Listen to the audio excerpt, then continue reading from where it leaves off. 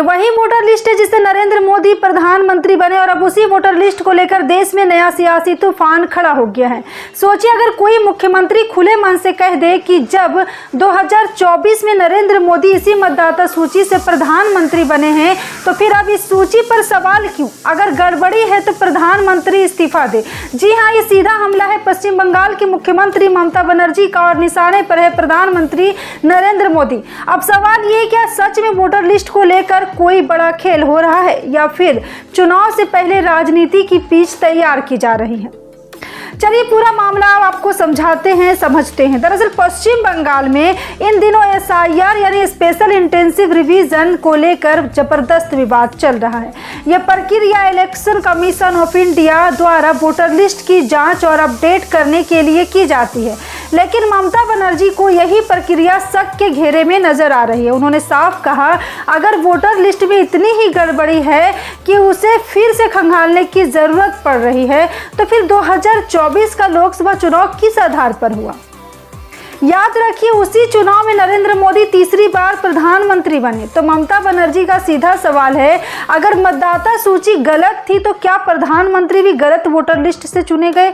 और यहीं से शुरू हो गया है सियासी संग्राम। ममता बनर्जी ने आरोप लगाया कि केंद्र सरकार और चुनाव आयोग मिलकर बंगाल की वोटर लिस्ट में हेरफेर की कोशिश कर रहे हैं। उनका दावा है कि कुछ असली वोटरों के नाम हटाए जा रहे हैं और कुछ नए नाम जोड़े जा रहे हैं। आप सोचिए अगर किसी का नाम वोटर लिस्ट से गायब हो जाए तो लोकतंत्र में उसकी आवाज कहां जाएगी? यही सवाल ममता बनर्जी जनता के सामने उठा रही है। उन्होंने यहां तक कह दिया है कि अगर मतदाता सूची में गड़बड़ी साबित होती है तो प्रधानमंत्री नरेंद्र मोदी को नैतिक जिम्मेदारी लेते हुए इस्तीफा दे देना चाहिए।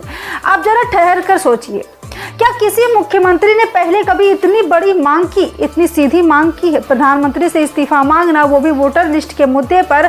दूसरी तरफ बीजेपी का कहना है कि ममता बनर्जी सिर्फ राजनीतिक डर की वजह से ये मुद्दा उठा रही है। बीजेपी नेताओं का दावा है कि वोटर लिस्ट को साफ करना जरूरी है ताकि फर्जी वोटर खत्म हो सके। लेकिन सवाल यहीं अटक जाता है कि अगर वोटर लिस्ट साफ की जा रही है तो क्या पहले ये साफ नहीं थी?